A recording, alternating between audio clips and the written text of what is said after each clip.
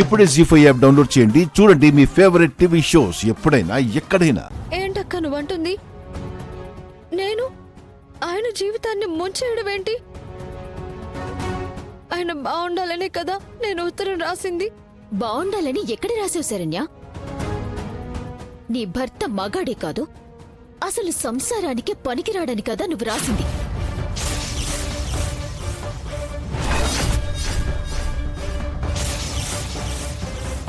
అయ్యో అక్క, నేనెందుకు అలా రాస్తానక్క? నువ్వే రాసావు.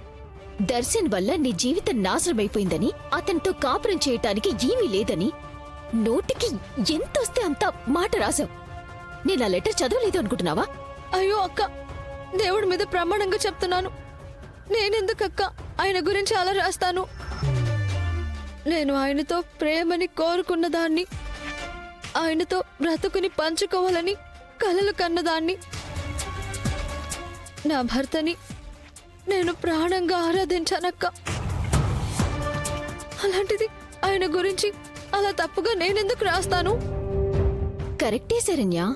నీ మనసులో బాధ, ఆవేదన ఉన్నా కూడా అది నీలోనే దాచుకుంటావు. కనీసం అమ్మా నాన్నతో కూడా చెప్పుకోవని నాకు తెలుసు. అలాంటి నువ్వు ఇలా ఎందుకు చేస్తావని కూడా నాకనిపించింది. మరి ఆ పని నువ్వు చేయలేదంటే ఇంకెవరు చేస్తారు? ఏమో అక్క, అవేమీ నాకు తెలియదు. ఆయన నన్ను వెళ్ళిపోమ్మని అంటేనే అక్కడ ఉండి భర్తని బాధ పెట్టలేక గడప దాటాల్సి వచ్చింది. అక్కడ నా పరిస్థితి నీకు తప్ప ఎవరికీ తెలియదక్క. అదే కదా నాకు కలిసొచ్చింది. ఆయన నన్ను చూస్తేనే భరించలేకపోతున్నారు. అందులోనూ ఆ నాటు మందు మూలంగా నేనే కావాలని తనని చంపబోయానని నా మీద మరింత ద్వేషాన్ని పెంచుకున్నారక్క. అందుకే అక్క, ఇంకా అక్కడే ఉండి ఆయన గుండెల మీద భారం అవ్వకూడదని ప్రేమతో విడిపోదామని ఉత్తరం రాసి వచ్చాను. అంతేకాని అలాంటి చెడు రాతలు ఏమీ నేను రాయలేదక్క.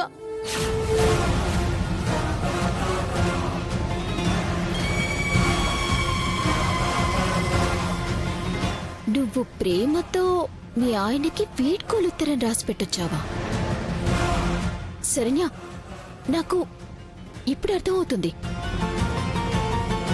ఆ ఉత్తరం చదివిన తర్వాత మరిది గారికి నీ మీద సాఫ్ట్ కార్నర్ రాకపోగా నీతో పెళ్లి, తాళి అనే కనెక్షన్ని పూర్తిగా కట్ చేసుకోవడానికి ఒక చక్కటి ఐడియా అతనికి దొరికింది.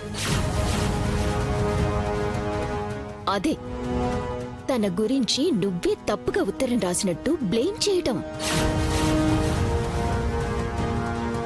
జీ5 యాప్ డౌన్లోడ్ చేసి అన్ని ఎపిసోడ్స్ పూర్తి ఉచితంగా చూడండి.